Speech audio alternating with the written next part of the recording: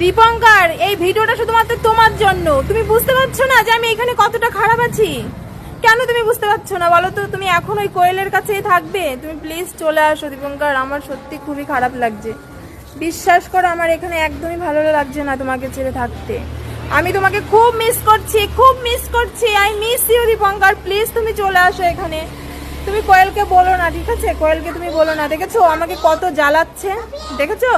হ্যাঁ, আমি এখানে একা একা আছি, ও কোথায় আমাকে সান্ত্বনা দেবে?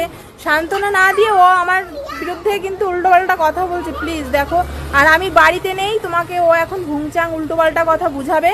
তুমি কিন্তু মোটে ওর কথা বুঝো না, ঠিক আছে? আর তুমি ওর কথা শুনে কিন্তু তুমি আমাকে একদমই খারাপ ভেবো না। আর প্লিজ তুমি তাড়াতাড়ি চলে আসো, আমি তোমাকে খুব মিস করছি, বুঝলে? সত্যি আমি এখানে একা একা থেকে আমি পুরো বোরিং হয়ে গেলাম, আমার ভালো লাগছে না একদম। প্লিজ তুমি তাড়াতাড়ি আসো এখানে, প্লিজ, আমার রিকোয়েস্ট।